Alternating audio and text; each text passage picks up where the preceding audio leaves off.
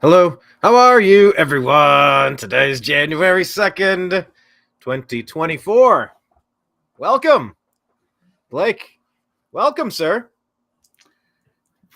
Yes, it's great to be here. Thank you. Where are we? We are in undisclosed location somewhere in the eastern half of the United States, perhaps, or not. Perhaps. And specifically, we're here on the Agree to Disagree show on the New American Media because the old American media has failed you. Yeah. You've known deep in your heart the media has been failing you this entire time. That's why you found us here today. So thank you so much. And make sure you follow Blake in all of the places. He's on X at TV's Blake Walley. That's BLAKE WALLEY. And he's at thenextlevelnews.com. So search our stuff. It's the New American Media and the Agree to Disagree show on all the platforms, especially Spotify. Subscribe over there. And Rumble, the New American Media. YouTube.com/the New American Media. On X at American_media_. And go on Facebook. We have a page called The New American Media and a group called TNAMs, TNAM''S, The New American Media's, the Agree to Disagree show. So follow us in all of the... Blake, did you have a wonderful New Year? Yeah, but it's good. I'm in my 40s now, so I don't party like I used to. No late nights in Vegas. No champagne toasts. Not too exciting, but watched football and had a good day. How about you, Brian? Did you do anything exciting? It's kind of same as what you're saying. We're not in that mindset anymore. Huh? But that was a topic that came up. How much do you miss being young? How much do you miss those, your 20s and 30s in Vegas, in Los Angeles, partying and around all the crowds and the people and the pomp and circumstance and the chaos and the loud noises and lines and entry fees and cover charges and overpriced drinks and sketchy people doing sketchy things in sketchy places? Like, how much do you miss it? Because this was a topic a conversation I had. There's pros and cons. I lived in Vegas for a long time. I worked on the Las Vegas Strip, so I was right there on Las Vegas Boulevard and Tropicana for 15 years of my life as a bartender. So I don't want to say I've seen and done it at all, but I certainly had a pretty good experience being right in there. So I had a pretty good, I partied a lot. I worked a lot of parties. Been there, done that. It was pretty great. But do I miss it? Not really. It'd be nice just, if I could somehow work like a part-time job and just go in there for the weekends, make the money and go. The problem is, I lived in Vegas for a long time. It's has its pros and cons. It's great, but I couldn't see myself living there, too long. I think, 5 years, it kind of gets old, maybe 10, 15, but just to live there day in, day out, all year round, it's kind of draining and it kind of gets weird. So it was time to move on. So no, I not really miss it that much anymore, but it was fun at the time. And that's an interesting point that you make. Just mentioning that being a bartender, you've worked a lot of parties. And that's the thing. I've been a bartender as well, Brian the bartender. It's been what I've done. I enjoy people in small doses. They enjoy me in small doses. And I went to take a sip and I missed. Well, Catman. All right. Sing something back. We are here. We are live. We are on D Live. All right. Oh, can you say something back, please? What up, Catman? Catman, I just shared this awesome video. Where did I share it? Maybe Telegram in the Moon Saloon group. You wouldn't know that one. Maybe in TNAM chat. Follow us in Telegram, TNAM and TNAM chat. But yeah, it was a video about cats, about how their eyes have slits that go this way like reptiles. And it was explaining how, cats were worshipped in ancient Egypt. And, they're one of the few animals who have eyes that slit in like this, like reptiles, not like tigers, not like lions. And it was a whole thing. What up, Timothy Hanlon? Yeah, they're predators. I've seen that. It's where they have vertical slits and they can kind of zone in on their prey with depth perception and all that. And they said, goats have exactly the opposite, goes horizontal, and they can practically see like almost 360 degrees around them. It was like 320 or 280, something like that. So, but with that added vision. So it's predators versus prey animals. Good point. Good point. So howdy, cat man. Yeah, I've been having some cat chat in my life today as well. But yeah, you mentioned about working a lot of parties. For people like us, Blake, New Year's is just another day to work. I mean, maybe we hung out with friends, maybe we had buddies or roommates or significant others, and maybe they would be like, "Hey, let's do something on New Year's." I'm like, "Do something?" Like, I gotta work. I gotta be there. I don't know. The thing goes down and champagne toast and yay. I'm like, I don't know. It's just another day to work. Oh, it's the day before Thanksgiving. Let's all go out and get hammered. It's like, well, yeah, I'm working because that's the busiest bar day of the year. Oh, it's the day before Christmas. Everyone's back in town. Let's go out. Go out. I'm working. It's like the second busiest bar day of the year. So St. Patty's, let's go. Yeah, I'm working. So, a lot of those moments in time, those gathering days. Yeah, I don't know. It's I guess it's different when you grow up in the service industry. You don't traditionally think of these as party days and fun days. You just kind of like, oh yeah, I'm going to be working that day because that's just the way it is. But it's all about perception, everybody. Perception is reality. And yeah, I do kind of miss those younger days. I guess everybody does to a certain degree. But Blake, I mean, they really do say youth is wasted on the young. It's such a brilliant line. I mean, when you were in your 20s, you probably knew everything, right? I did. Yeah, I certainly did think I knew everything, especially, coming down to Vegas from Minnesota. Yeah, I know everything. But now I realize yes. No, I was very wrong. Brought a lot of things. Very humbling, very interesting experience, though. Absolutely. All right. Well, speaking of humbling, I mean, it's been humbling trying to be involved in the media landscape, hence the New American Media. We started because we were sick of being lied to. It became painfully obvious that almost everybody in the left-wing, deep state, legacy media was lying. They just hated anything conservative or anything libertarian or anything common sense. And it's like, oh, well, okay, well, geez, there's this new channel. There's this Fox News. Oh, well, at least we get the truth coming out of this side. And they're like, well, no, some of it. And then like Blake couldn't stand it during the Bush years. But even Fox News now, as many of you have realized, when Chris Wallace repeated the fine people hoax in the 2020 election to try to slur and slander President Trump. And as he tried to push the 51 intelligence officials lying to us about Hunter's laptop not being legitimate. They called it Russian disinformation. I mean, it's never been more clear than ever that Fox News, CNN, NBC, MSNBC, ABC, go down the list. It's all trash. It's all propaganda.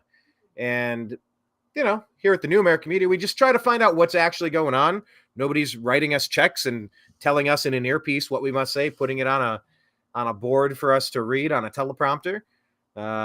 We dig in and we try to peel back the layers of the onion to let you know what's going on. So that's why we're here, and we appreciate you joining us today. What's Timothy saying? Find the miraculous in the mundane, in the insane ignorance of the masses. Man, that's like a tongue twist. It's like an Eminem lyric. Oh, I saw something interesting, Blake. I heard, and this could be AI, but I don't think it was. It was like an early version of Lose Yourself, and there was a whole different intro. And it had Eminem talking. He's like, I don't remember recording this. I don't remember where I was. I don't know when this happened, but like it was a whole new intro, and it was kind of cool. But yeah, you're find the miraculous in the mundane and the insane ignorance of the masses. That's very Eminem kind of slant rhyme, circling back stuff, slant rhyme stuff. So okay, let's jump into some of the stories here, Blake. Maybe not the most newsworthy of the stories, but it's the perfect segue into what we were talking about in the intro. And here on January 2nd, by the way, rest in peace to my brother Chris, who passed away 2 years ago today. We miss you immensely.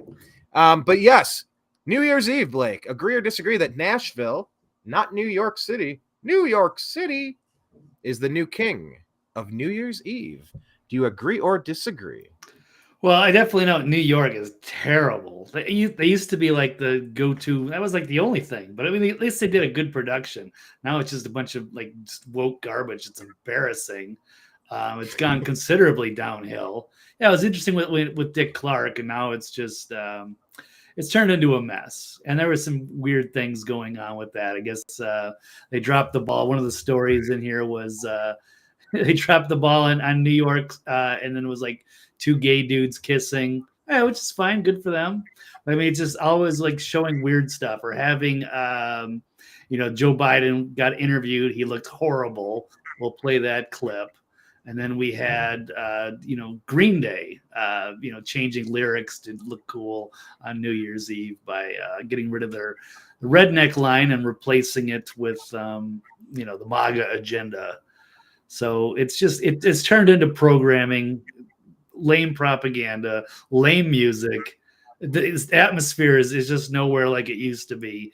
And I actually watched a little bit of the Nashville. I didn't go out of my way, but it was on the TV, and they actually had Leonard Skinner there, and it was awesome.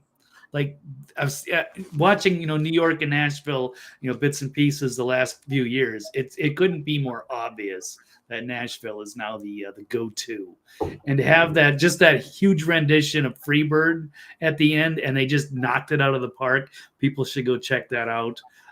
It was pretty epic and spectacular. So Nashville is the new king of New Year's Eve celebration programming. New York is just gone. It is a shell of itself. It's embarrassing.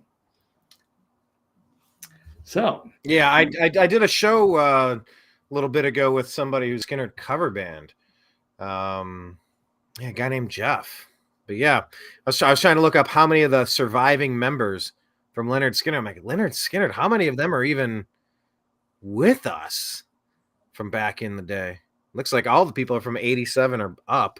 Ricky Medlock from 1971. Yeah, no, I mean, I didn't know if it was that either. I figured it was a cover band or something, and I went outside. I went to look at it because it was like the music was coming in, and it was just spectacular. It was just spot on.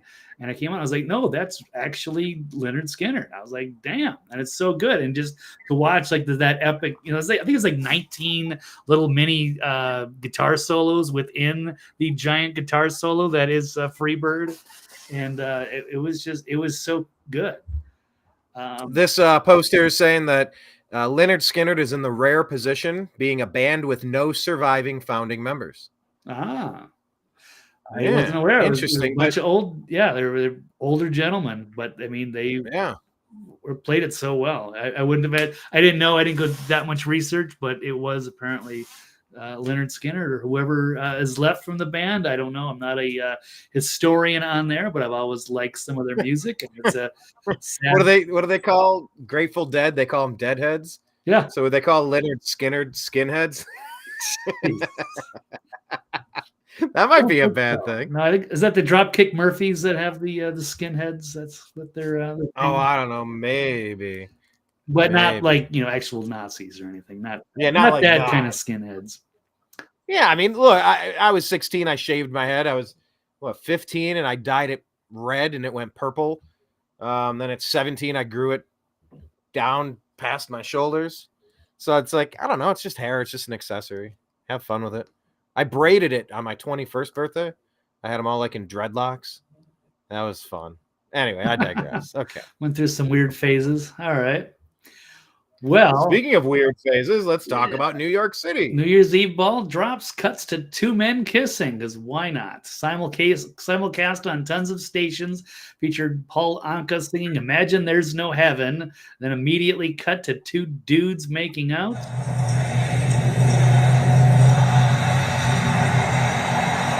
That's so lame. This is like 1980s.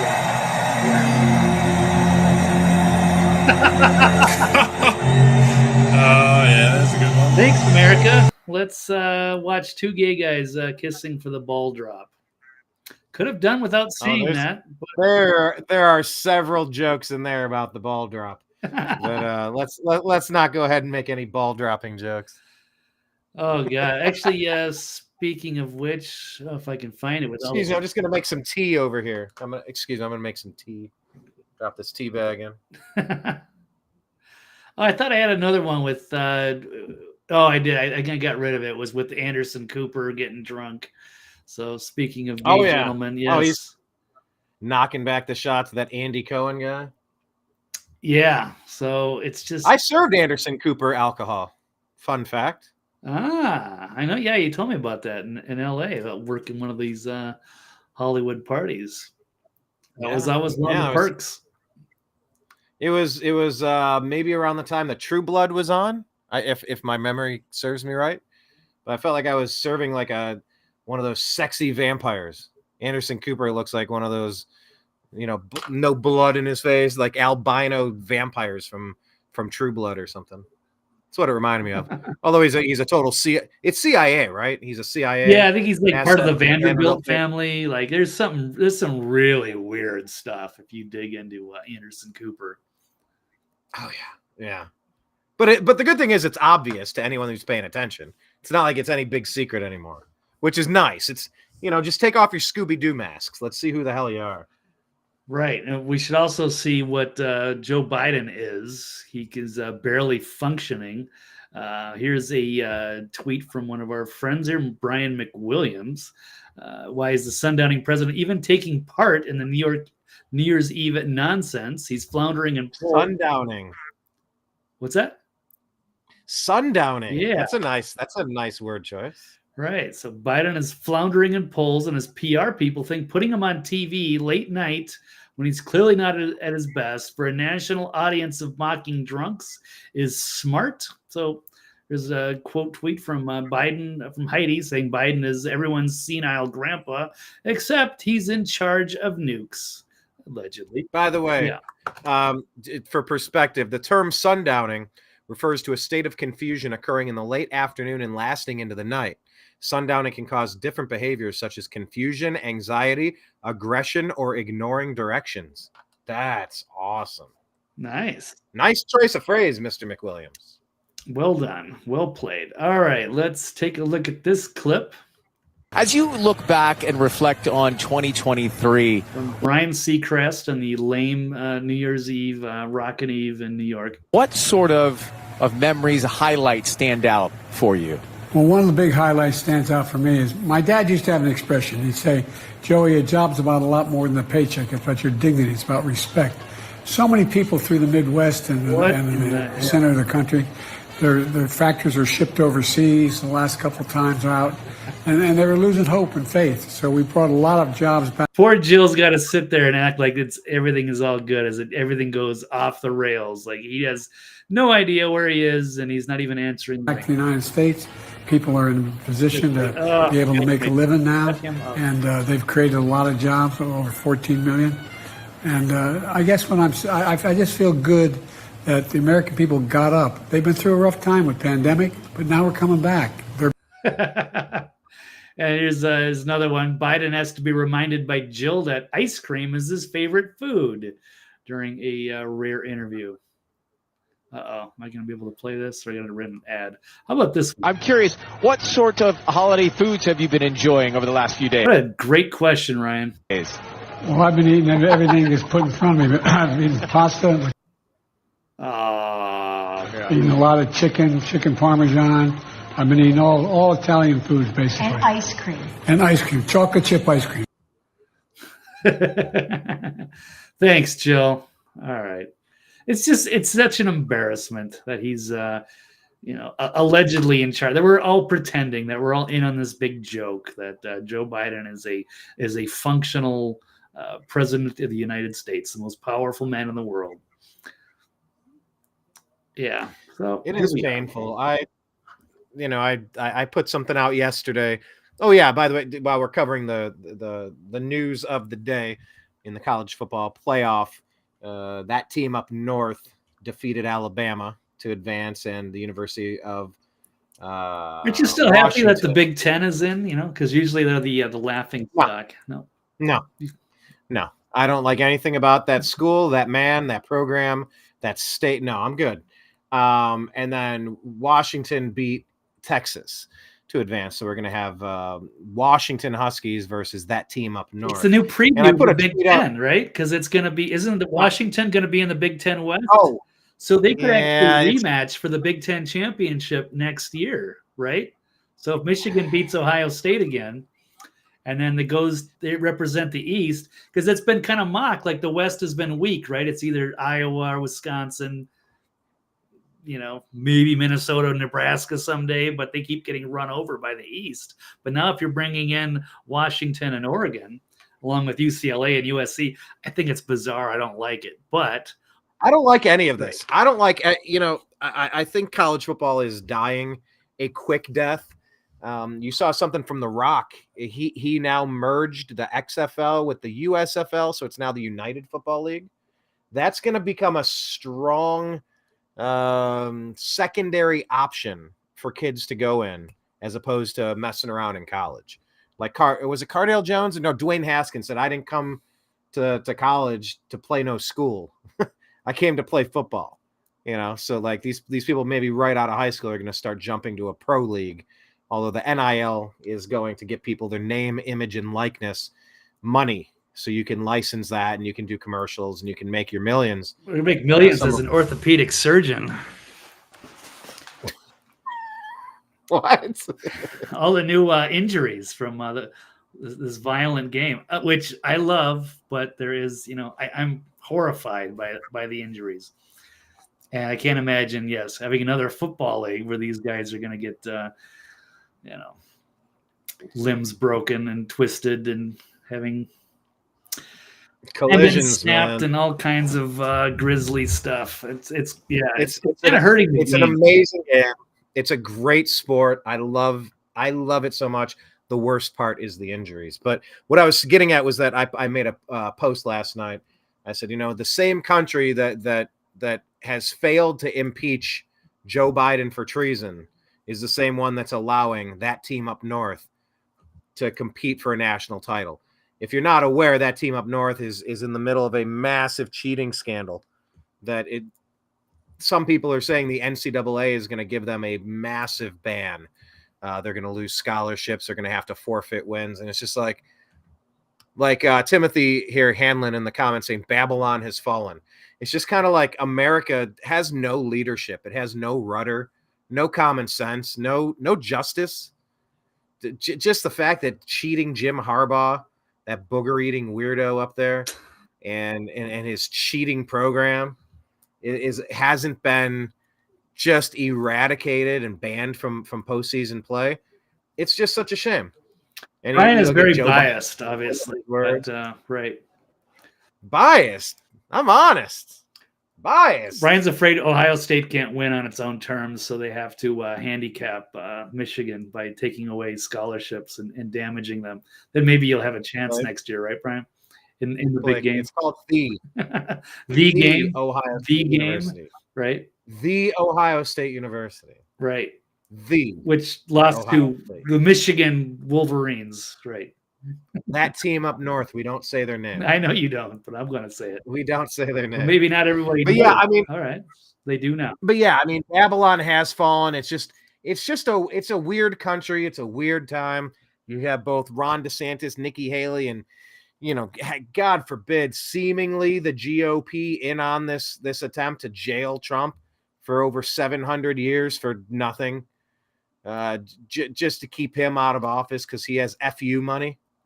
And they don't like that. They like compromised, blackmailed puppets like Romney or McCain or Bush, part of the New World Order globalist regime. That's who they want. They want their, what do you say, Blake? Lackeys, hacks, and lackeys. What? Who? Hacks, flacks, and lackeys. No, it's a term that I've coined up. All right. We need that on some merch. Tweet that out once a day. I can't believe no. Yeah. Anyway. But yeah, it is a weird time. It's a strange time to be alive, Blake.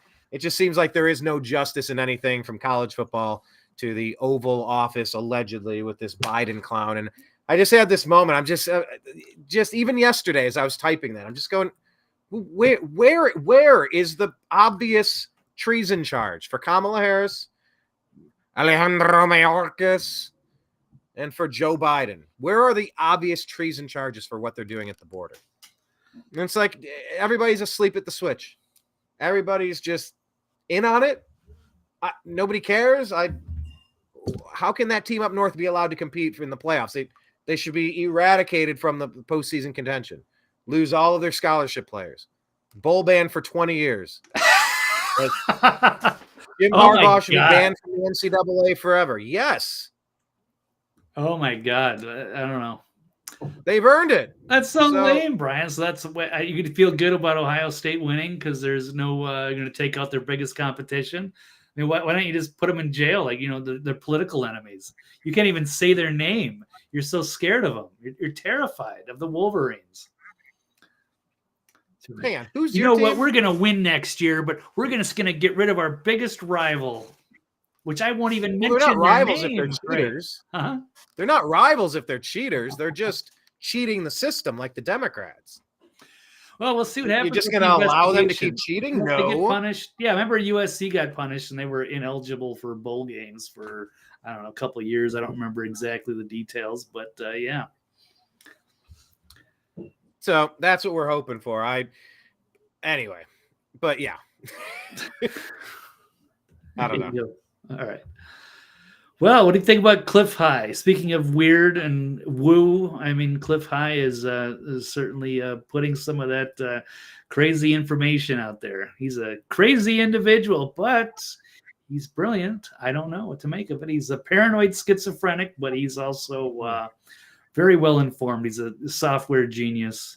And he has some interesting predictions. I don't know how much of it has come true, but it's certainly intriguing. And he thinks the Elohim are coming back. So next year we could be seeing, bracing ourselves for the alien invasion, or perhaps whatever, the henchmen, which he would probably say are the Jews, which are, yes, if you go back way into ancient Judaism and you go back into the Talmud and the Torah and whatever, or even went to the Bible and you go back farther into the ancient manuscripts, there is no like singular God. It's the Elohim, but Elohim is actually plurals. They're saying our ancient descendants are space aliens, which is totally plausible. And I don't know what to make of that. So our rulers are coming back to rule over their creation. So who knows? But yeah, he's an interesting person to keep an eye on. So I'll say that. Take it with a grain of salt, but he might be onto something. So yeah, go follow Cliff High. Sounds like slave masters, doesn't it? Aren't we against slavery? I don't know. Maybe we're their creation. So who knows? They took whatever, primitive man and mixed it with our DNA, or mixed their DNA with ours, and created their own little servant class. So if they created us, Brian, then wouldn't they get to rule over us? But they also might be, completely crazy, because I guess they live a very long time, hundreds of thousands of years, perhaps, with their technology. But it makes them, pretty paranoid and wacky. So, but very technologically advanced and dangerous, potentially. I don't know. But I'm open to all possibilities. I have no idea, Brian, what's going to happen. But it's going to be a spectacular year. But maybe not spectacular like years past, in a different way. It's like, holy shit, it's going to be a crazy year. And it might be a civil war. It might be an alien invasion. I don't know if it's going to be like a big happy ending, a big, a great awakening, spiritual enlightenment, because that might be the only way we get off this planet anyway, Brian. And I don't know if that's going to happen, or a different way to advance, or if we're going to get pulled into some, crazy solar flare and, polar shift. It could end up so many different ways. But will it be the new age of enlightenment, Aquarius, bunch of hippies holding hands? I don't know. But I'm here for it. We're going to cover it regardless, however it ends. We will. As long as we have the internet, we will cover it. Yeah. Well, talking about hippies holding hands, let's talk about this group out here from the Bay Area. Oh, they're stunning and brave, Blake. Do you agree or disagree that Green Day is stunning and brave for raging for their machine? No, I think they're lame. I've always thought they were lame. I've liked a couple of their songs. I've never really been a Green Day fan, but I can appreciate a little bit of their stuff. But yeah, for them to make a little spectacle on New Year's Eve, they're gonna change one of the lines in their song, one of their famous songs about the redneck agenda, because they were against like the Bush administration, if I remember right, or that's what the reference in their music, which, I was on the same page with that.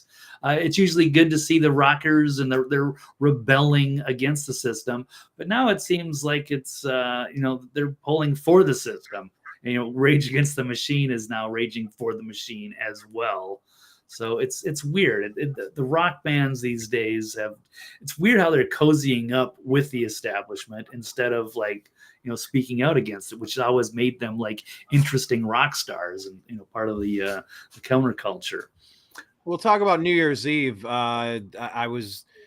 Isn't Carson Daly still a part of that somehow? Doesn't he? I don't know if he was doing it last night or 2 nights ago, whatever, but I saw this clip where Tom Morello from Rage Against the Machine was showing people on Total Request Live with Carson Daly in the late 90s. Remember that? Back when music television was music television? Mostly at that point, it was still turning into the Beavis and Butthead, Ren and Stimpy, Real World, a lot of TV shows transitioning. I don't even know what it is now, but yes, that was kind of the last blast there. It was Kurt Loder, and they had some good shows. Oh, Kennedy was even a part of that. I've forgotten. But yeah, Carson Daly, I think I was kind of out of that at that point. But well, he was on with Carson Daly, Tom Morello from Rage Against the Machine, showing how he makes a lot of his sound effects. Sounds like a DJ scratching records and stuff. He's like, here's how I do this live, and here's how I do this. And you looked at his guitar cab, and it's got this big picture of Che Guevara all over it. It's like these guys have always been commie sympathizers, complete fascists. They just want to anything conservative, anything libertarian, anything capitalist, anything free market. They hate it. They hate it because they can't control it, because they are the friggin' fascists, and they always have been. Now, and as far as Green Day goes, I was at a concert this past year, Louder Than Life. It was a 4-day festival. It was awesome. It was 4 days of incredible bands, incredible music, and Green Day were one of the headliners. And they were phenomenal, Blake. They were excellent. Yeah. No matter how many songs you think you know by them, you probably know 3 times as many songs. And they just keep going, and they're songs that you recognize, and they're tight. Their bass player, Mike Dirnt, with his backing vocals, does such a good job holding that band together. A lot of sound for a 3-piece. Very few bands from the mid 90s have stayed around this long, let alone, still being able to crush it on stage. But yeah, I was really impressed with their performance. But yeah, their music, they're very talented musicians, and they're mental midgets when it comes to politics. These people are as backward can get. Speaking of music, they're like crisscross, wearing their pants and their shirts backwards. That's what they are. Green Day is like the crisscross of politics. Ooh, I like that. Yeah, I guess in a way, I'm disappointed with the today's rock musicians. So nobody has any balls to speak out against it. It's all like they're thinking they're, cozying up to Biden and the World Economic Forum against MAGA and Trump. And so that, yeah, you did have some of that, and it was on New Year's with Green Day. So let's dig in here. So, and even ex-owner Elon Musk chimed in on the aging punk band Green Day's attempt to stay relevant, accusing the group for raging for the machine by changing the lyrics to one of their songs. The band, with eyeliner-wearing frontman Billy Joe Armstrong, altered their words to The American Idiot during the Dick Clark's New Year's Rockin' Eve show. They should really take his name out there. They are tarnishing his legacy these days, because the New York Festival is so lame and so woke. We just saw Biden. We're seeing Green Day, And we saw the two gay dudes kissing. I apologize for that. That was a little much, but here we go. Or you could have watched Freebird in Nashville. Anyway, Armstrong now 51. He's got rid of the part. I'm not part of the redneck agenda. With I'm not part of the MAGA agenda. Can we run this without getting copyright? I don't know.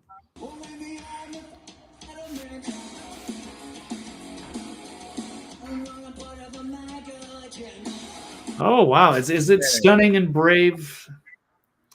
Perhaps. So Musk shared a report on the incident, noting Green Day goes from raging against the machine to milk-toastedly raging for it. So they're still trying to be cool. Whatever. It's a minor thing, but it is strange that we have such a backlash of all of these rockers against MAGA agenda. Like that's the worst thing to happen to America. Now, let's say they're confusing everything with the Bush-Cheney Rumsfeld. I just don't they're actually warming up to those.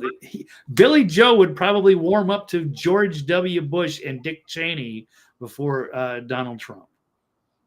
It's bizarre. We're in a bizarro world. Timothy Hanlon says they pee sitting down.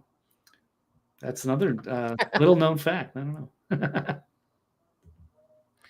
know. I did find this one. Let me see if I can play this. This is the same topic you were mentioning. How do I pause it? Okay.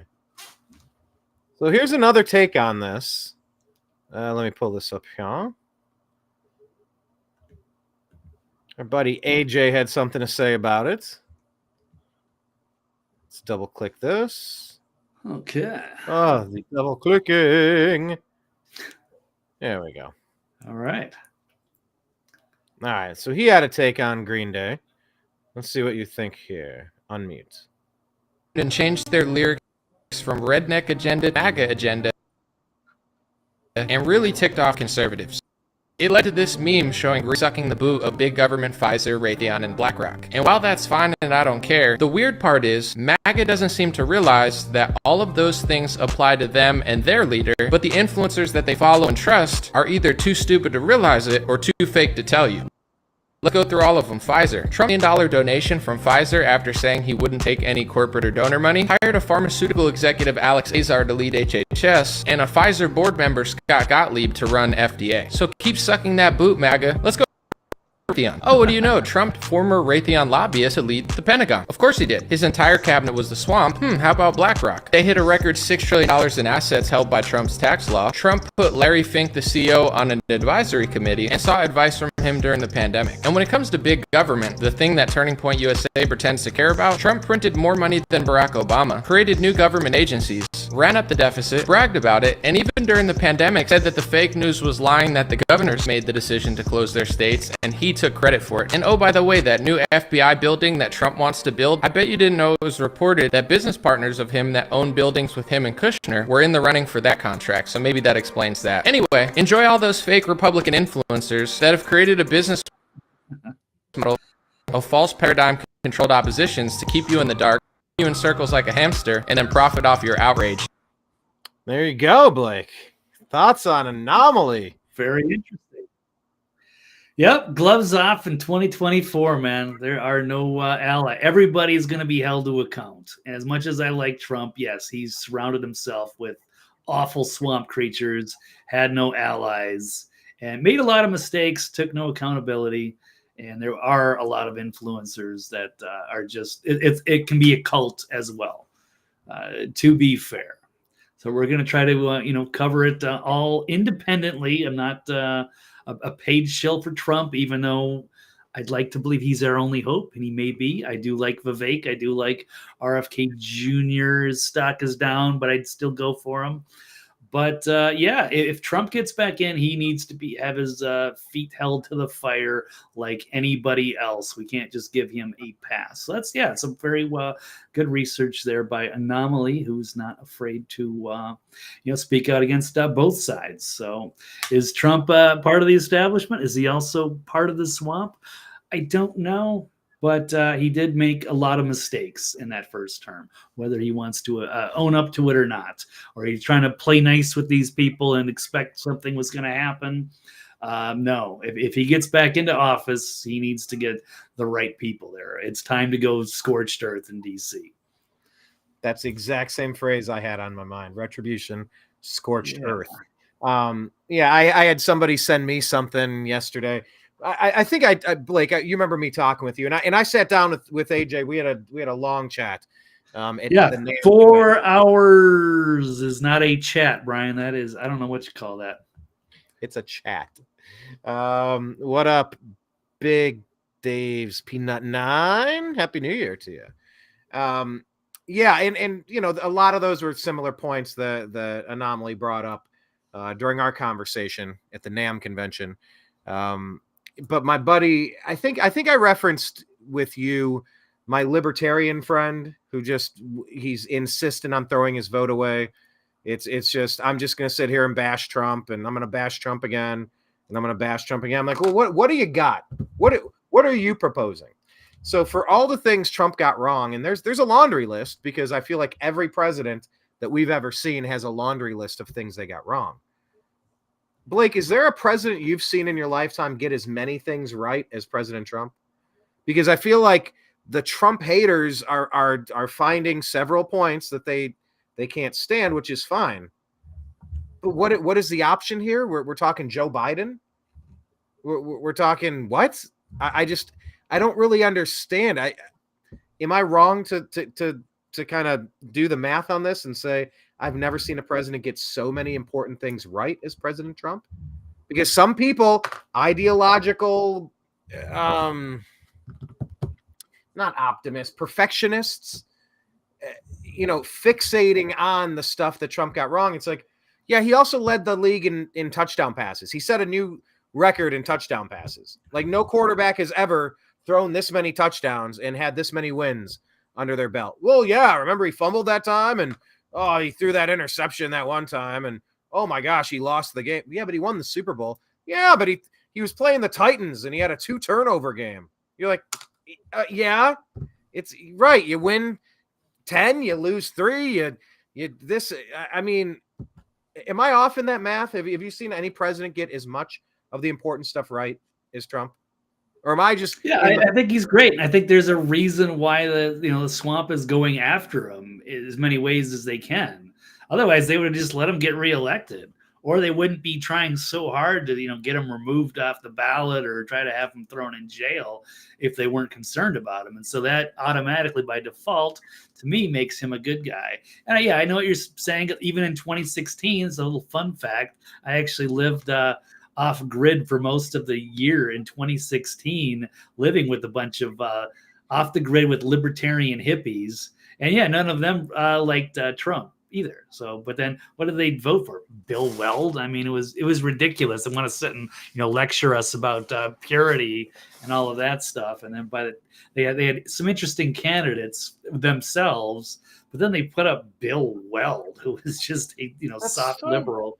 It was so embarrassing. So that you really? Say it like yeah, Bill Weld. It's like maybe on Shark Tank or something, and they're like, I have this $10 billion idea, and then someone's like, all right, well, I'd like to fund $100 million to get this off the ground. In exchange, I want 30%. Like 30%? No, I want to keep 100% of zero. Okay, thanks for coming in. Keep 100% of nothing. I will never 30%. Oh my gosh, look at all these screw ups. You mean appointed to large positions? You have the people who are the experts, air quote, experts in these fields, the people uniquely qualified. Yes, they're in the swamp, but that's where you get the people with the connection. Like, oh my gosh, you got a lawyer who has connections to an Ivy League school. It's like, well, yeah, that's where the good lawyers come from. Yeah, but it's an Ivy League school. They're dirty. It's like, well, yeah. So I don't know. Some of these, there's a time. I just feel like, Blake, there's a time and a place to do the Trump bashing. And I just feel like when the deep state is hanging 700 plus years, plus a potential death sentence against a guy, I feel like this might not be the right time to be hyper fixating and drilling down on the shortcomings and failures. I feel like it's kind of time to circle the wagons. And that's what I told Anomaly when I talked with him in person. That's kind of how I feel now. Like when my buddy, who I won't name, another person who I like and respect, these are smart people. These are, by all accounts, I'm friendly with Anomaly. I like Anomaly. We've hung out multiple times, multiple occasions, multiple events. I think he's smart and sharp. I respect the dude. And my other dude, I've known him my whole, most of my adult life, and in my kid life, most of my life. I like these guys, but there's some, like, help me understand, like, what is with the fixation on just? He sent me a meme about Trump making money off of the FBI building while a J6er is in prison, and I'm like, no one's going to be 100%. I mean, it never was. It's never been like that in this country. We've always been, we had to try to get together and get the right mindset and try to do the right thing. Even when our forefathers sat together trying to formulate this country, and they had to get all the different colonies on the same page. Some people they had to make concessions. You can't get everybody in 100% agreement. But at some point you have to, or we're just going to get absorbed again by the British Empire, because you got 13 colonies trying to do all their own thing and nobody can stand it. We have to unite together, or we're going to crumble the republic away. So at some point, we have to get behind, a good candidate. We can't do these, voting for principles. I've done those throwaway votes, which was fine because I don't think it made a difference anyway, whether it was, Cynthia McKinney in 2008 or Gary Johnson even in 2012. I mean, you took away Ron Paul, you cheated him at the convention, and then you want me to vote for either Obama or Mitt Romney? No, I'm not going to vote for that. But yes, with somebody who's a game changer and somebody powerful enough and freaks out the establishment, a populist like Trump, I think you have to align for him, and you have to have that faith, and you have to have, hold them accountable. Otherwise, we have no chance. You can't just, abstain away and let one of the establishment candidates win, because we all lose. So I don't know. I put up 3 candidates. I'll even vote for DeSantis if that had to happen. I mean, I have to give somebody. I can't vote for a Biden or a Nikki Haley. I know, Brian. I know you hate him. Blah blah blah blah blah. But he's done some good stuff. So I mean, I don't want to see that. I want to see Trump, Vivek, maybe RFK Jr. But if I had to absolutely settle on a DeSantis, I would take him and try to have that faith. But I'm not taking Nikki Haley, Chris Christie, Joe Biden, or anybody else that the Democrats put up there. I'll vote for, or what's that? Cornelius West? Was it Cornelius West? I mean, I don't even know. Some Cornel West. Cornel West. Yeah.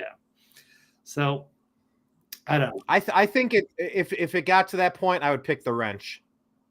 You've seen that scene from Good Will Hunting, where Matt Damon's talking with Robin Williams about how his dad was an alcoholic, and he'd come home and he'd give him an option. He'd give him a choice to get a branch off a tree. They call it a switch. Yeah, I remember that. So go get a switch off the tree, or you could get beat by his belt, or you could pick the wrench. He said, and I picked the wrench.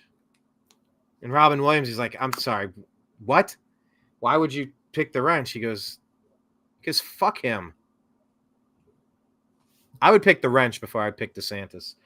Just anybody who will not circle the wagons and defend the guy who's getting lambasted right now, who's getting unfairly persecuted, who was robbed from the last election. By the way, go to CISA.gov/rumor control, because they want your countervailing views to be that was the only election where no cheating has ever happened. Coincidentally, they threw out the most popular president in modern history. Wow, shocking.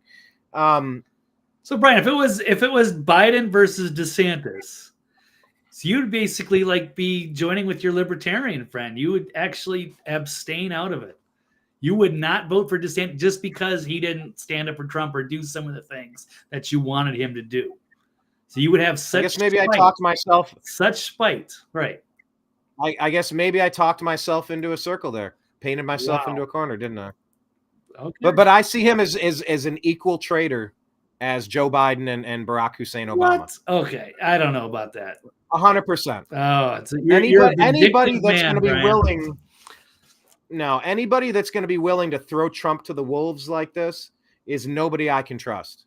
It's just I could never trust somebody that would allow Trump to get thrown to the wolves like this. I get that there's political aspirations. I get that there's career arcs. I get that they have every deep state globalist in their ear whispering them sweet nothings, patting their wallet, patting little Ronnie D's shoe toppers. So with every million they funnel into his campaign, he gets a little taller. And his heart grew 3 times that day. And his loafers grew 3 sizes that day. Hey. He grew 3 inches that day. Little Ronnie D.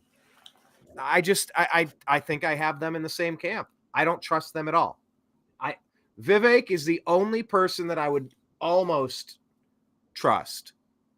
Well, at least you have to take a chance. You don't have to trust him, but you have to take a chance on him. If it came down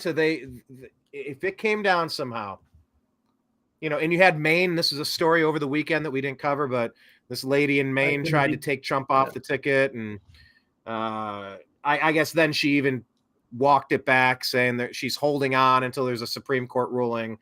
Like, all this stuff is political theater, but if for some reason Trump was not able to be the candidate, I would probably take a chance on Vivek. He's the only one that I would take a chance on. I know. Little Ronnie D is just like Nikki Haley, a snake in the grass, and a sold-out opportunist, a soulless punk. Wow. Ronnie D was my heir apparent. In 2028, he was going to be the obvious guy. Yep. He did a lot of great things in Florida. Like, I would have, he's like, oh, great. Well, now there's somebody young. We'll have 2 terms of this guy coming up. He burned every one of those bridges. I don't know who the hell could have possibly been advising him to do what he's done and say what he said to throw Trump under the bus like that. But there's no coming back from that. Pockets. Yeah. Huh? Bunch of rich neocons with deep pockets. Yes. Yeah, I couldn't do it. Timothy Hanlon says smash that like button and make sure you're following Blake Walley on X. He's at TV's Blake Walley and The Next Level News. Make sure you subscribe to the Agree to Disagree show. It's the podcast on Spotify. Find us on Rumble, The New American Media, on X at at American_media_, and YouTube.com/The New American Media, Instagram, The New American Media as well. But yeah, Blake, I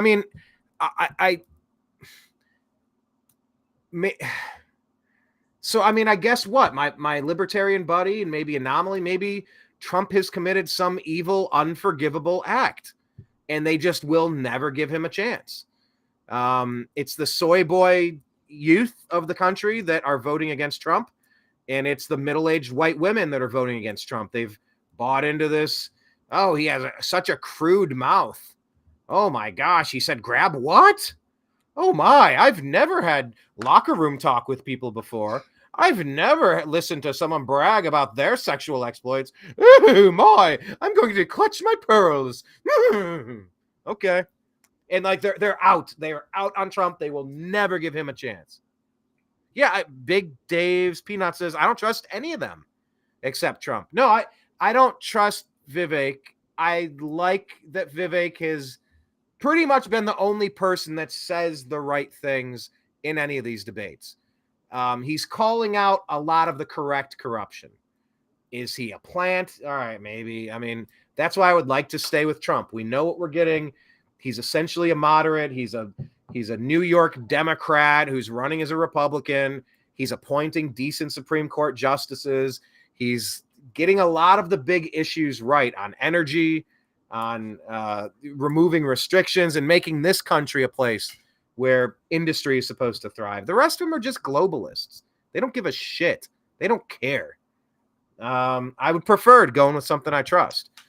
And he's not a perfect man, but I don't know. I just don't understand fixating on the missteps, the flaws, and the problems with Trump. At this stage, where you got 51 intelligence officials running a coup to overthrow the United States of America, to install the deep state, Barack Hussein Obama's 3rd term with his puppet Joe Biden, Fox News in on it, Haley and little Ronnie D jumping in and licking the boots of the globalist deep state, run and cover.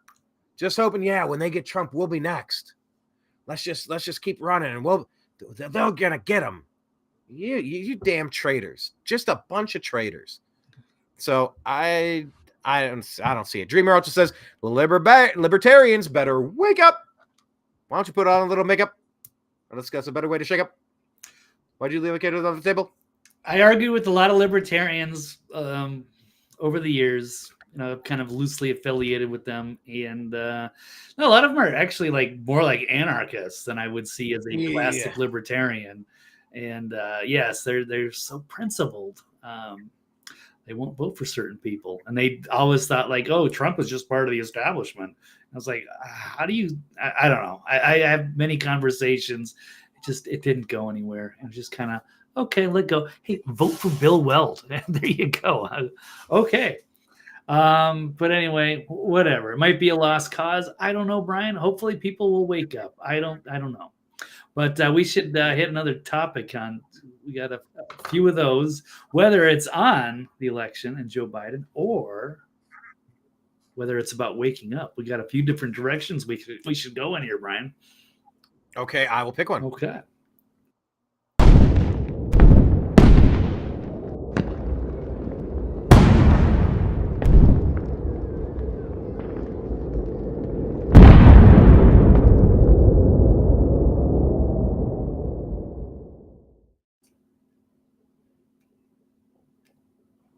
And that is the new American Media's bumper. What do we call it? Not a bumper. You call it a stinger. But that's not really a stinger. It's all good. Oh, I mean, sort of. I don't know. A little intro, because I really do believe America's in peril, in grave danger of losing all sorts of sanity.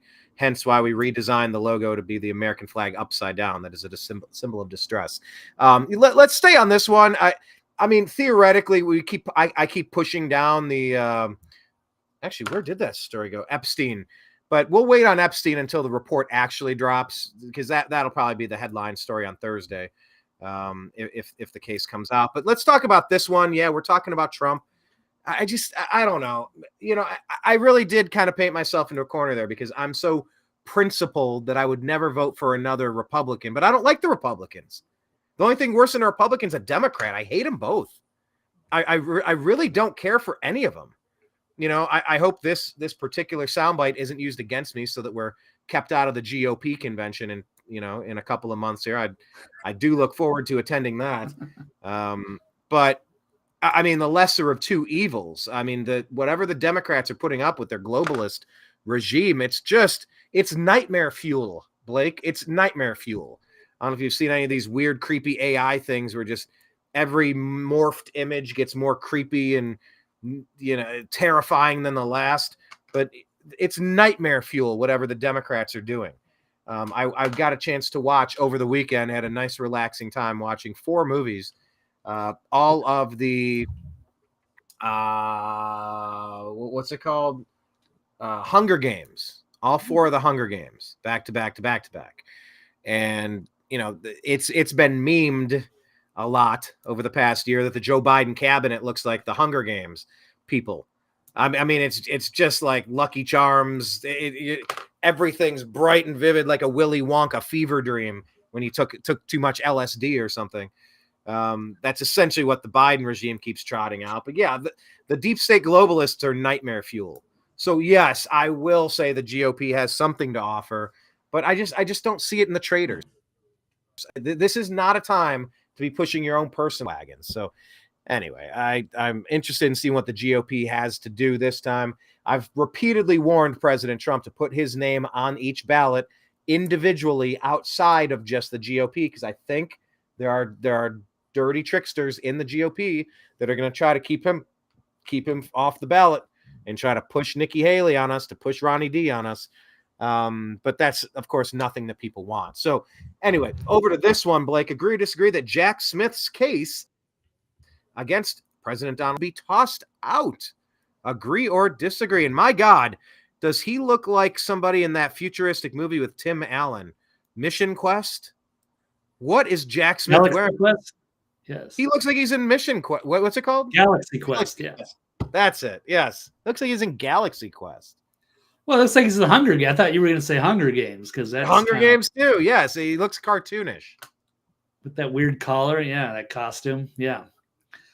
So I'm going to agree. It should be tossed out because the committee deleted and destroyed essential evidence. So you got to at least give the guy a fair trial. If you're trying to set him up deliberately to fail so you can, make him, a political victim and destroy him, then your case should be tossed out. You should be open and transparent, show all the evidence, allow him to present whatever evidence he wants, and then you can politically destroy him. So that's not what's happening. So President Trump lashed out at Liz Cheney and her lawless J6 committee after they deleted and destroyed evidence and video recordings after they disbanded their anti-Trump committee. And that was, one of the major issues with the J6 committee was how the way that they deliberately framed that and, deliberately took, Republicans off of that committee and put on their own with Adam Kinzinger and Liz Cheney, who were anti-Trumpers. So according to Fox News, Democrat Benny Thompson told the House Republicans in a letter stating, consistent with guidance from the Office of the Clerk and other authorities, the Select Committee did not archive temporary committee records that were not elevated by the committee's actions, such as use in hearings or official publications, or those that did not further its investigative activities. The letter continued, accordingly, and contrary to your letter's implication, the Select Committee was not obligated to archive all video recordings of transcribed interviews or depositions. And Trump called. Wait, they're claiming that they weren't. Hold on, they're claiming that they weren't obligated to hold on to those. Right. Lies. Right. It should be. Yeah. Why would they get rid of it? So Trump correctly called this a criminal act because it was. Liz Cheney is no longer in Congress because people in Wyoming finally got rid of her. And President Trump on Sunday called this act an extreme act of sabotage. Trump argues the entire case is completely compromised by the radical left and it should be thrown out, and which I would agree. If you're going to destroy evidence and try to rig a trial on them, then then it's a political event and it's not a legitimate legal affairs. So no, it's over. Should be. Yeah. Where's the fast track in the Supreme Court, like to just jump in and stop this crap? I mean, do they claim to not have jurisdiction or they want it to play out first? But in the course of this playing out, it's all an effort to derail and rig the 2024 election.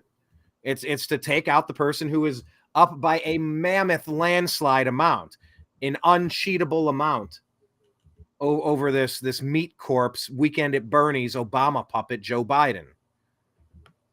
If they allow it to play out, they're going to be getting everything that they wanted out of their lawfare attacks. It's an attack on a presidential campaign. It's election interference. It's all the stuff that they projected onto Trump the last time. Everything they're doing, they're accusing the other guy of. Absolutely. So, I mean, it's being called on, but I guess, do we have any update on, I don't know, who could throw this out? Is it just the Supreme Court? I don't know, Brian. I am not enough of a legal scholar or expert to sound off on that. I just know that they're trying to rig a case against him and try to destroy their political enemy, and so he can't be elected again. So they're committing election interference. So yes, the case should be tossed out. But that's about all I have on that until we get further updates. But there we go. What else do we have, Brian? Unless you got any other words on that. No, let's move to the next one. Okay.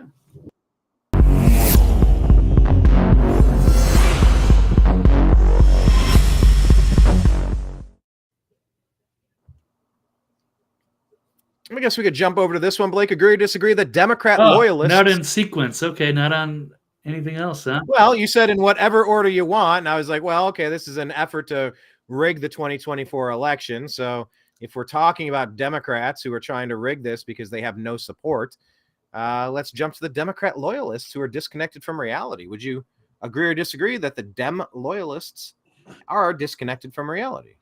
Yeah, absolutely. And I can say that because I've been one. I was born and raised a Democrat. I've been part of that system. Even voted for John You're a Kerry. Hubert H. Humphrey Metrodome Democrat. Yeah. Well, I mean, technically, I was actually, even though Mondale was the Minnesota guy in 1984, I actually liked Jesse Jackson. But no, I mean, I volunteered for campaigns. I was a part of that process for a long time, and I was a big Clinton fan. I was in sixth class, and I got academic credits for serving on or doing volunteer work for the Democrats. Right, it's the DFL in Minnesota, Democratic Farmer Labor. But yes, it's still part of the same process. And I was a huge Clinton fan. I really enjoyed the '90s. I just thought Republicans were awful pretty much through most of through the Bush years at least.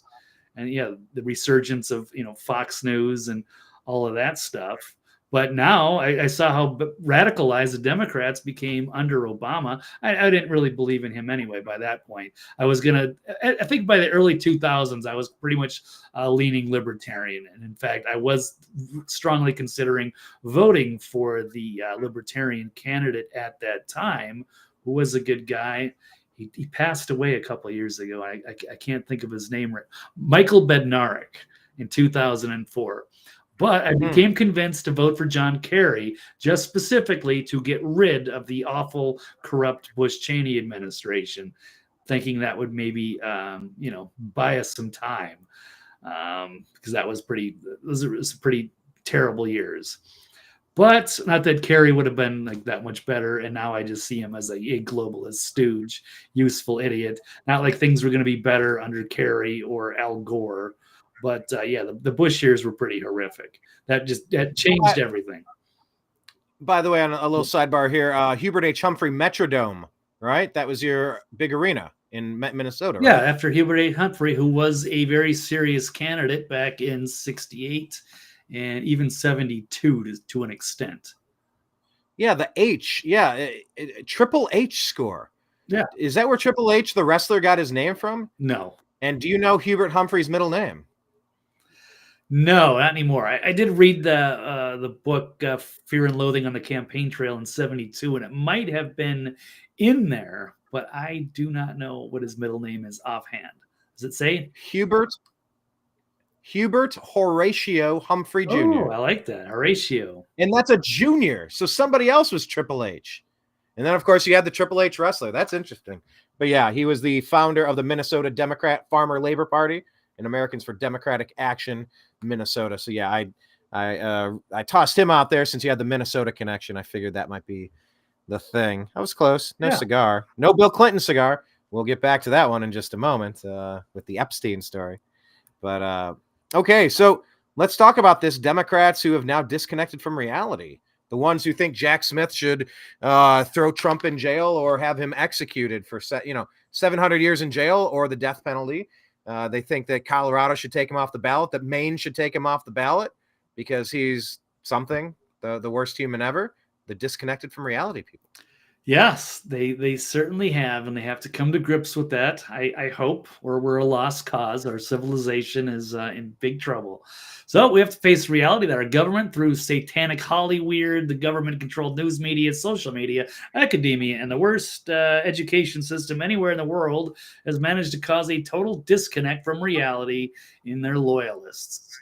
And all true Americans will be forced to deal with it in 2024 by whatever necessary. Today's Democrats are as anti-American as George Soros, Klaus Schwab, BLM, Antifa, Bill Gates, and the pro-Hamas terrorists in our streets. No matter how peaceful and patient conservatives remain, Democrats will continue to ratchet up their anti-American violence, theft, arson, and mob rule, eventually leaving Americans no choice but to confront their evil.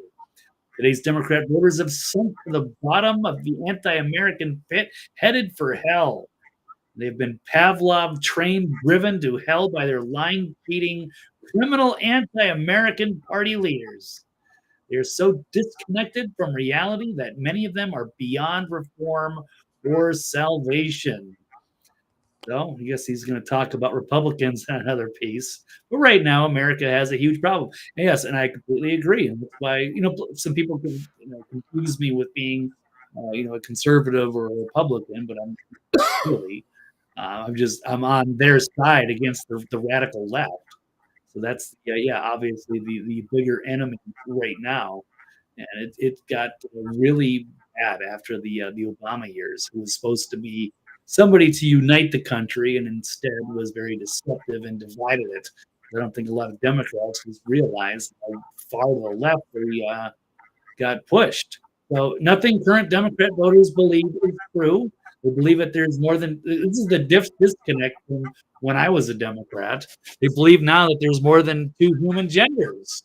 I mean, if I was even just to present this list back to to the 90s or maybe early 2000s when I was still kind of a Democrat, so to speak. Now they believe in the climate change hoax, despite science proving there hasn't been any significant climate change since the Ice Age. They believe socialism and communism are better than freedom and liberty. Yeah, that's something I'd like to talk about more at some point, because that's something that needs to be. They've kind of demonized capitalism. Capitalism is fantastic, but that's free market capitalism, and not like. Sorry, in many ways, Republicans kind of ruined capitalism by turning it into crony capitalism and corporatism, which dirtied the name of capitalism. What's that? What did George Bush say? We have to destroy capitalism to save capitalism? Perhaps. I don't remember exactly the quote, but... and when you have government colluding with private business, it's called fascism. Right. That's the definition of fascism. Right. Yeah, definitely. So they have poisoned the name of capitalism, and so most people they think that's what it is, but it's not. It's not corporatism. It's not big crony capitalism. Capitalism, in its simpler terms, is something that has created freedom and wealth for people, unlike anything that had ever been seen before. But now they think capitalism is bad and they want communism. It's like, whoa, no, you're not, you're missing the point there. So that's one of those things. Well, part of their disconnect from reality is demonizing capitalism. So they believe that Trump is a criminal despite every attempt to charge him, having resulted in acquittal after acquittal. They believe false accusations are enough to convict somebody. Of course, they also believe their media. They believe Trump was involved in Russian collusion, despite all evidence proving it was the Clinton campaign and the DNC colluding with numerous foreign enemies. They believe nobody supports Trump, despite him being in the lead. It's his personal views on abortion. They believe Biden won the election, despite Biden not even campaigning, and Trump receiving 11 million more votes in 2020 than he did in 2016. But of course, Brian, you want to give the disclaimer that please visit CISA. Is that what it is? CISA.gov/rumor control, so that they can tell you that this is the only election in history that did not suffer from people trying to rig the election, and they were completely unsuccessful. Joe Biden is clearly the most popular president in American history. By the way, the exact quote I was looking for was, "I've abandoned free market principles to save the free market system." George Bush told CNN television, saying he made the decision to make sure the economy doesn't collapse. That was one of his most famous quotes. And by the way, I'm looking up the definition of fascism. Wow, has Wikipedia just done a number on the definition? They're calling it far right. That is not what fascism is. They keep trying to put it in this spectrum, like that somehow makes it different. Yeah, they're still stuck in the old, the two-dimensional political spectrum. When it's a lot more it looks like they've coined a new term to move what fascism actually is over into corporatocracy, where it's a political and judicial system controlled by business corporations or corporate interests. But fascism is the blending of corporations and government. I don't know when I got to find something way better than Wikipedia. Wow. Have they really screwed the pooch on this one? because there's nothing far right about fascism. Fascism is when you use the power of the government in a heavy-handed way to influence the power of all the corporate interests, just like we've seen out of Biden, to influence our government with all of the social media companies who rigged the election, who fortified, who trotted out these 51 fake intelligence official reports, lying to make sure that people didn't understand the truth about how blackmailable and how corrupt the Biden regime actually is.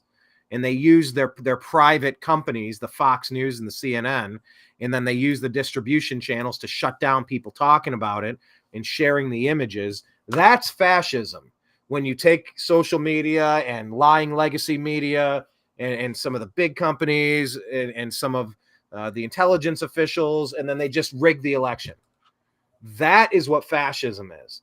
When they fortified the election, Time Magazine did a big article. When they fortified the election, they used fascistic tactics to make sure that Donald Trump was not retained in his seat, despite so many people wanting him to keep that position of power.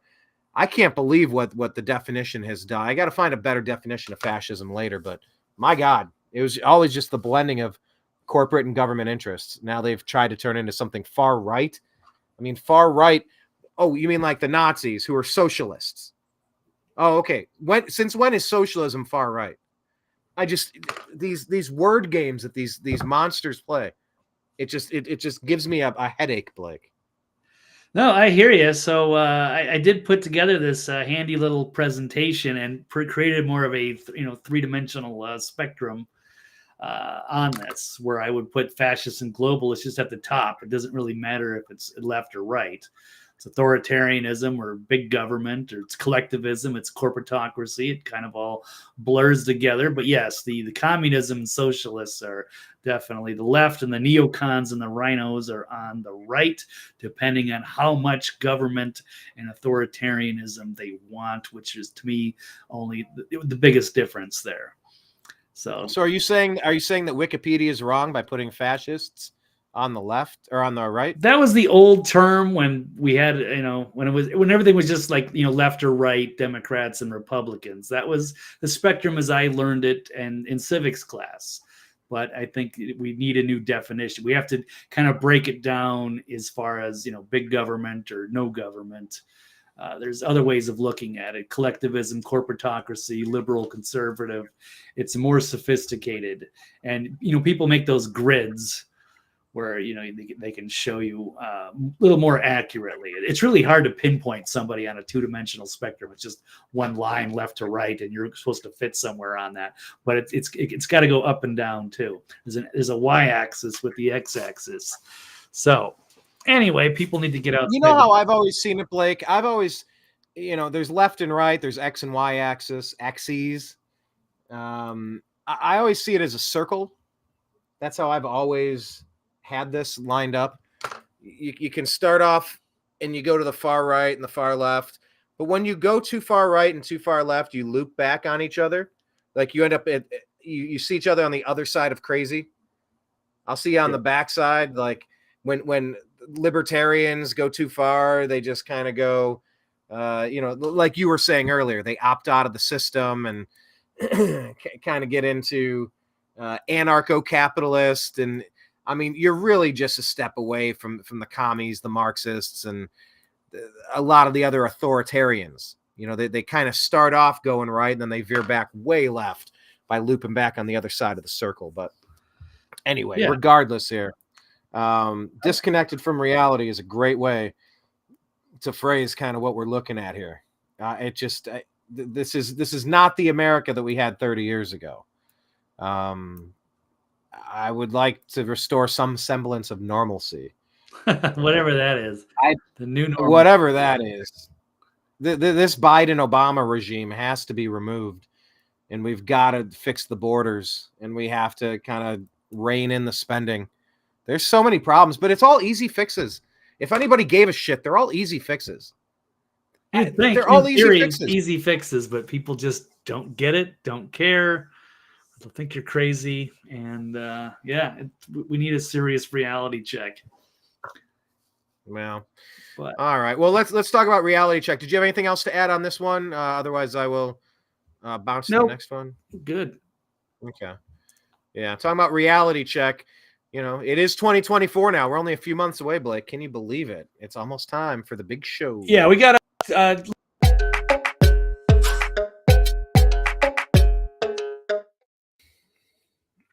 yes, we didn't finish the entire list, but I think people get the idea. And it's not the same Democrats. Same. Is there anything else on the list you wanted to wrap up?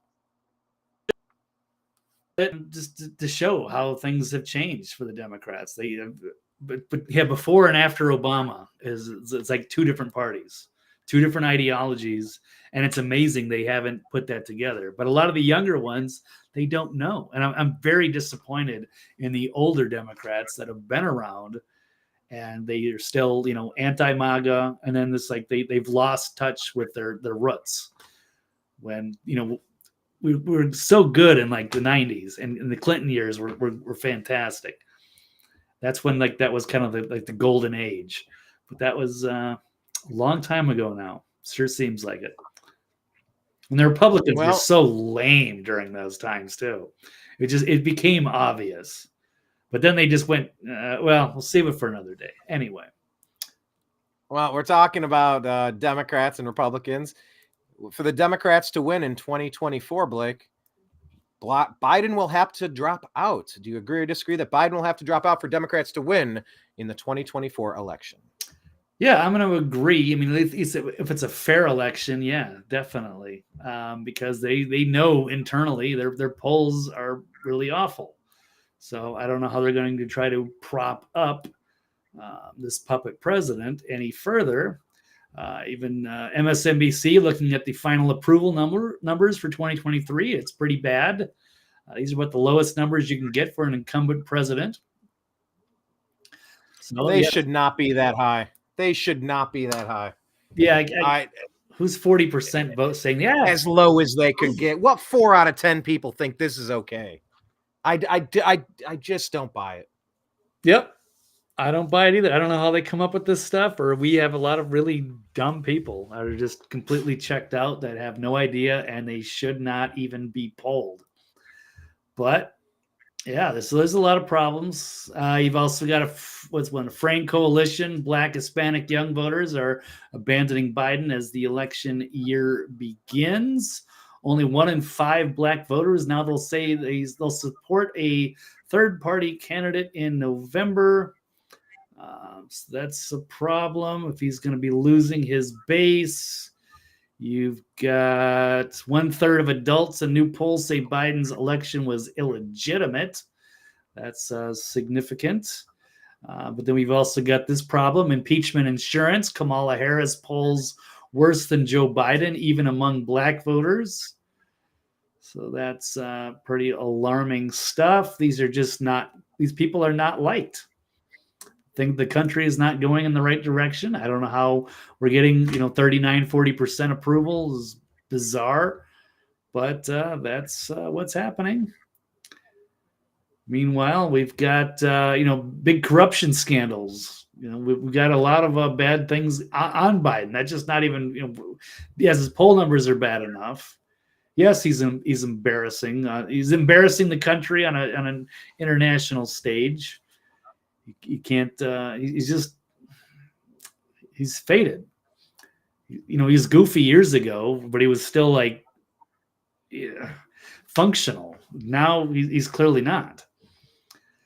So, and of course, yes, he's got the scandals hanging over his head. So he seems to be have way too many problems. It's time to find somebody else that they can put up there, whether that's Michelle Obama or Gavin Newsom, but I think they're going to have to find some. I don't know if they can prop up Biden, even if they could get him into there. Do they really think he's going to last 4 years in office? He's barely gotten through these 4. He's not going to improve. That would be pretty much physically impossible. So anyway, could you imagine being in the media and then trying to pretend like he's legitimate and he's doing a great job and just carry water for him? How much money is worth it? Yeah. I also reposted earlier today just Karine Jean-Pierre, and she needs to be tried for treason just like Kamala Harris and Joe Biden. She's complicit. She's a part of this. This isn't you don't just get to wash your hands of what's happening. Like, these people are beyond criminal. They're beyond treasonous. Karine Jean-Pierre, I saw, I think it was in response to a clip where she was saying that Joe Biden and this administration are working to seal the border, but it's those Republicans who are getting in the way of blah, blah, blah. And it's like, I can't. I can't with these people. I'm not going to sit here and let somebody tell me 2 + 2 is 5. I'm done. This needs to be ratcheted up with our verbiage, with our politics. It needs to be ratcheted up because enough is enough. We're not stupid. And I resent people that talk to me like I'm stupid. I really resent people that are going to piss on my leg and tell me, oh, look at we're having a little bit of a sprinkle today. Oh, it's just some of the, bring out your umbrella, a little bit of drizzle. Why does Snoop Dogg carry an umbrella? For drizzle. Oh, okay. And they're whizzing all over my leg, filling up my shoe. Huh. Big Dave's Peanut says, the faster she blinks, the bigger the lie. Karine Jean-Pierre. I wonder how much she knows, and I wonder how much she kind of self-insulates herself from, what's really happening. So she doesn't really know, and she kind of, tries to have to delude herself into thinking she's, I mean, that's part of her job, right? Is to protect the president.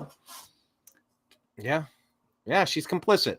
Right. She drank the Kool-Aid, and she's going to be a part of it. You don't get to say, I was just doing my job in the Nuremberg trials, do you? No, I don't think so. I think that's why Peppermint Patty got the hell out of there, because it was getting a little too obvious. I think she thinks she's going to escape. She didn't. Where'd she go? MSNBC? Yeah. She's still promoting propaganda. She's just promoting them there. Yeah. Yeah. But it is a little different. So here's my take on it, and it's just to sum up. I believe this is what I've been saying about Joe Biden from the beginning. There's no way he's running as the political candidate for the Democrats in 2024. There's no way. There's just no way. I think it's obvious that the powers that be want him out of there.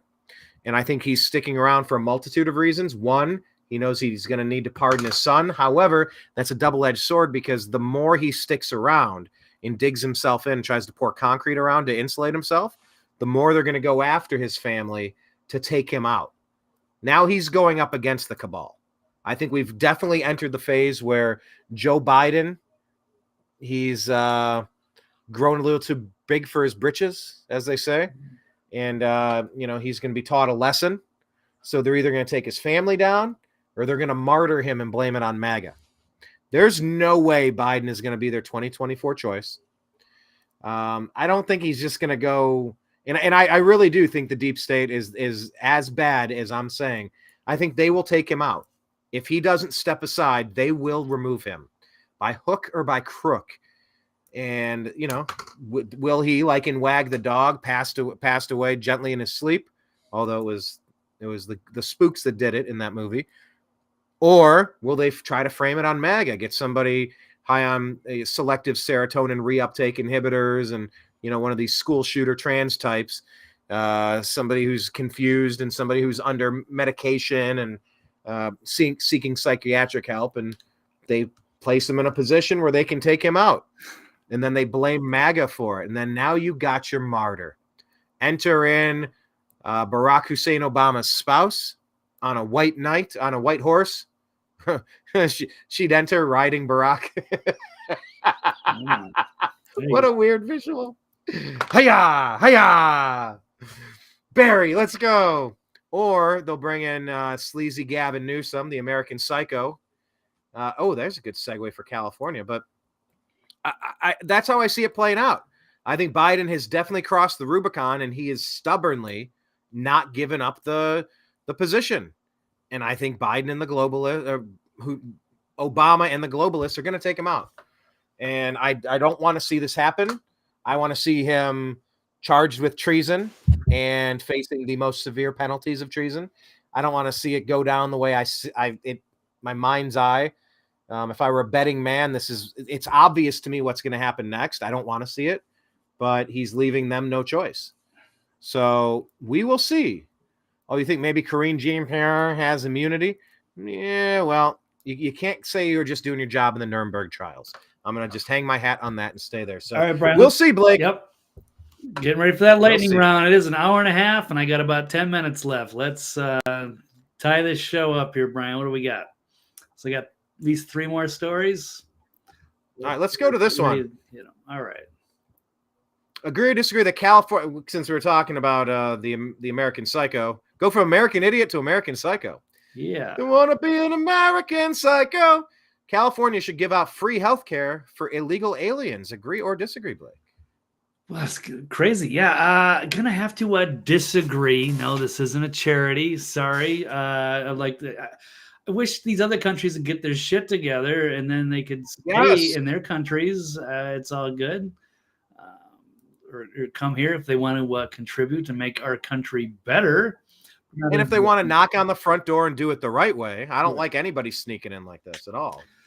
Right. So here we go is a tweet from Max Kaiser saying, leave. You're being laughed at. Vote with your feet. Get out while you still can, because California is going to become the first state to offer health insurance to all illegal migrants.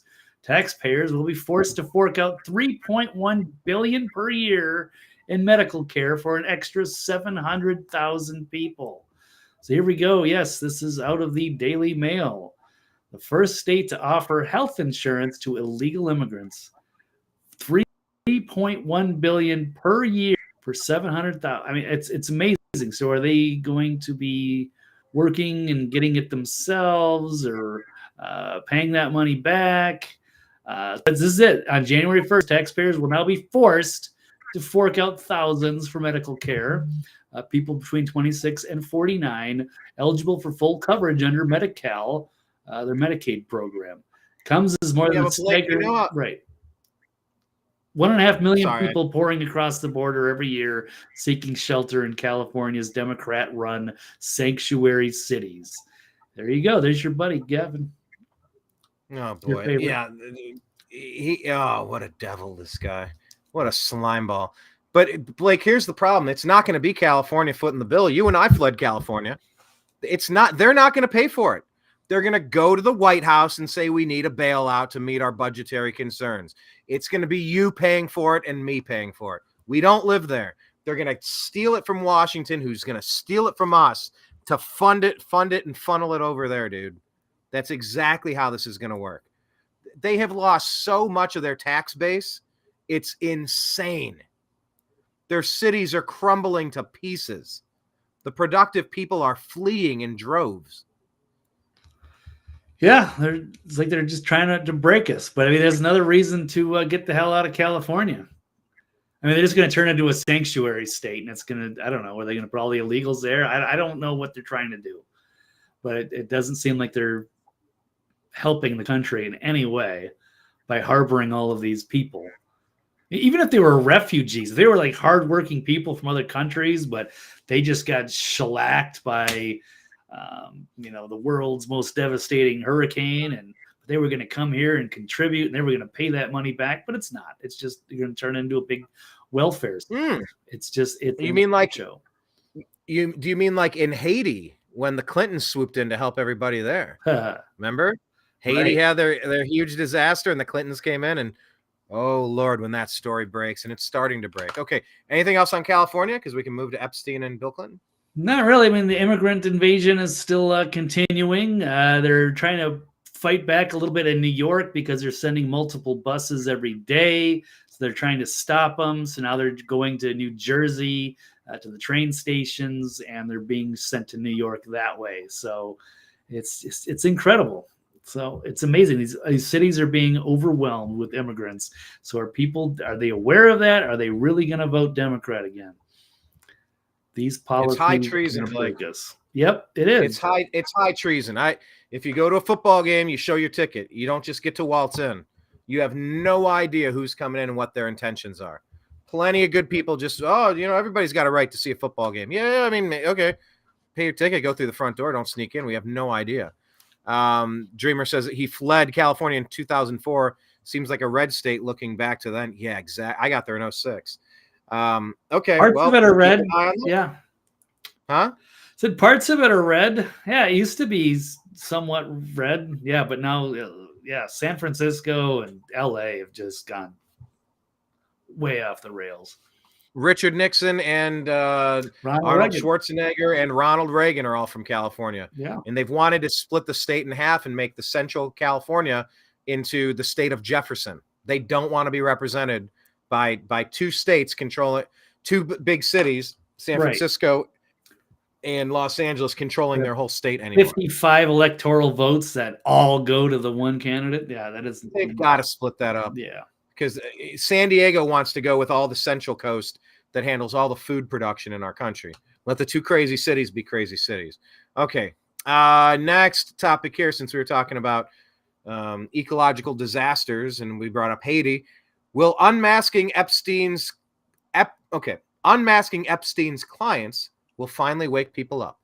Agree or disagree, Blake, that unmasking the Epstein clients will finally wake people up? Yeah, I think it will. It's the rude awakening, but it's time. So sorry, you guys have slept long enough, and it's time to pay attention because this is some pretty serious shit, and it's coming. Hopefully, it's maybe this week, or I've heard as maybe as early as tomorrow, maybe next week. I don't know, or some of these people are going to delay it. I'm not sure. But will unmasking Epstein's clients finally wake Americans up to our human trafficking crisis? So it's time that we demand that sexual exploitation is treated as despicable and intolerable behavior. We all know it to be, except there's a lot of very powerful people that are caught up in this stuff. Epstein, you got a big blackmail list. You've got very powerful people, royalty, Washington, D.C. You've got people in the high levels of Hollywood and the music industry. So according to the State Department, 6.3 million people were forced into commercial sexual exploitation in 2021, and 1.7 million of those are children. And what kind of person abuses children like this? Jeffrey Epstein, that's who. We will now see his John Doe list. That's his names of individuals allegedly tied to Epstein or his sex trafficking ring. According to the New York Post, former President Bill Clinton will be revealed as John Doe 36 in redacted documents slated to be unsealed this week. We've also got Britain's Prince Andrew, also expected to appear on that list. Jeffrey and his accomplice, Ghislaine Maxwell, and all their wealthy and famous friends ran a heinous racket of abuse and vile sexual exploitation of children for years. Let's see what else on this. We got world bracing for the release of the Epstein client list sometime this week. 150 names expected to be made public. What else? I guess we could say, did Bill Clinton go to Epstein's pedo island? What we know so far, but we already know he's taken like 26 flights on the Lolita Express. And Epstein was a big donor to the Bill Clinton campaign and Bill Clinton or the Clinton Foundation.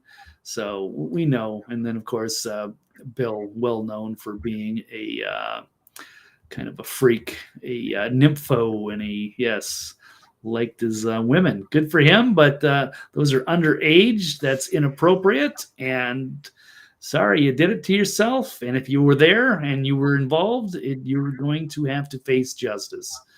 Also, on a quick note, Liz Crokin is a very interesting investigative reporter people should follow, and did a well-done documentary as an Out of the Shadows. People should go check that one out. She's trying to be neutral on this and has looked into President Trump because people were fearful that maybe there was a connection there, but she insists that she has looked into every allegation against him and could not find anything that was anything substantial.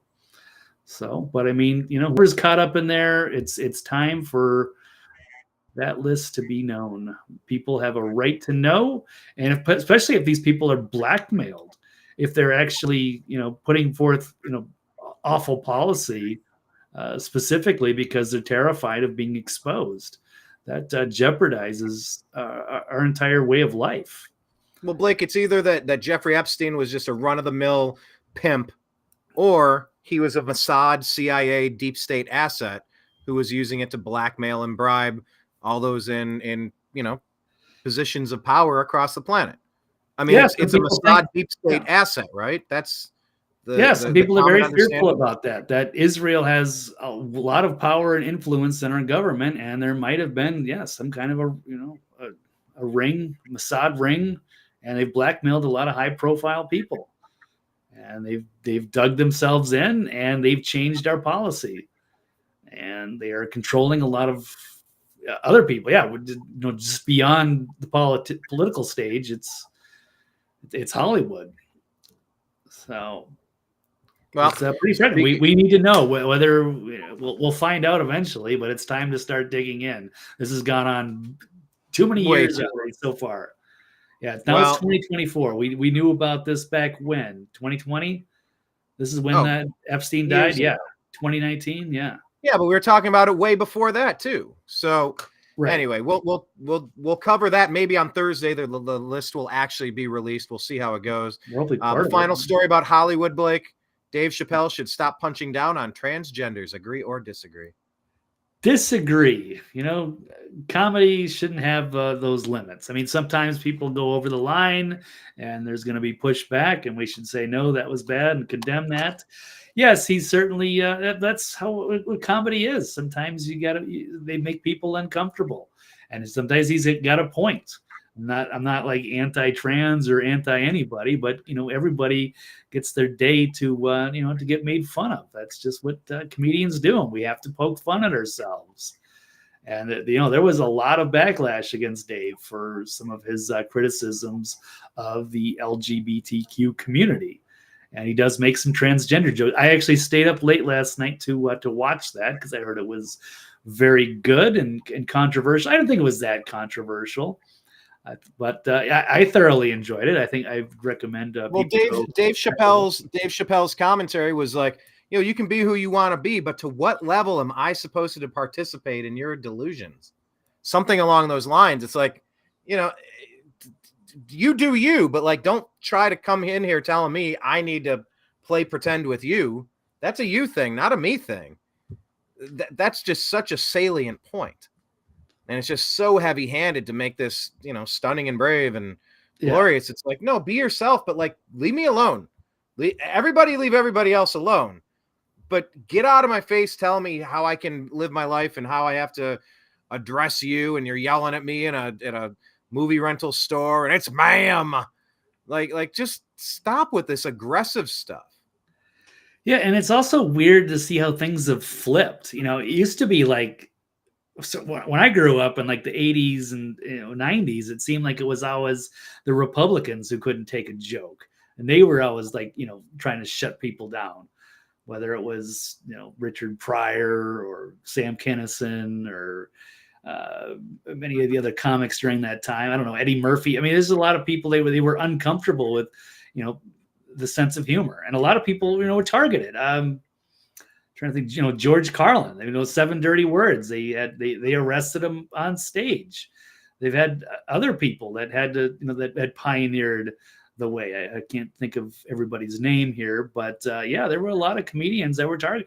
But I mean, that's sometimes you gotta push that out there into the culture and people and get a laugh. And maybe there's a point there, but we have a freedom of speech. But it's amazing now you're saying the left even cracked down against a black comic, which is just totally bizarre. This is totally 180 degrees from what it was in the 90s. So it's weird. Yeah, they're just outraged over everything. So the social justice warriors, snowflakes.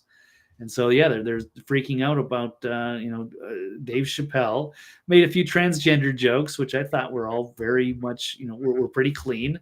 I don't know, Brian, I don't know if you've seen any of this show. I would definitely recommend it. I saw it pop up yesterday. I hadn't seen it.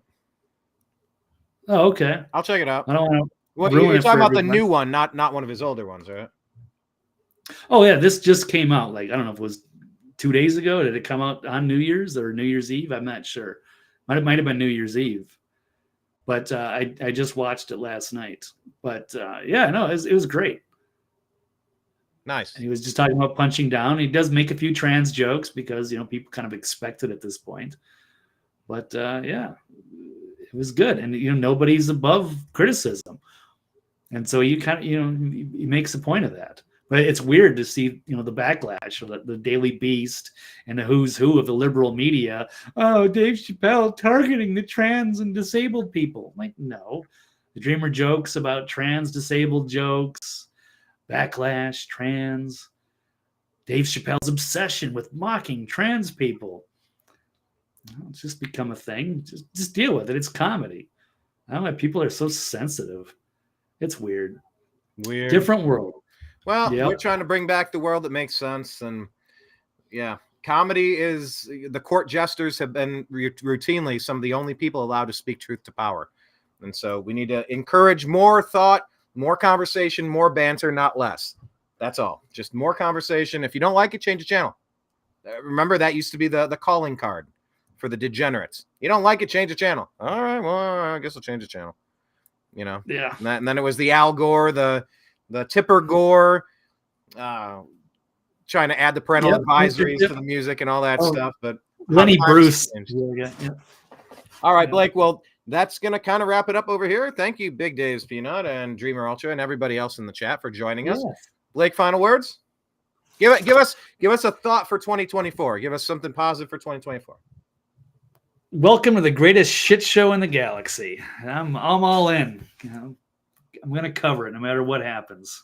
Nice. Hopefully we'll go to a better outcome if people can wake up and get their sanity back. I don't know. Otherwise, it's just going to go down in a flaming dumpster fire, and it's going to end in an ugly civil war. But either way, we're going to cover it as long as we can.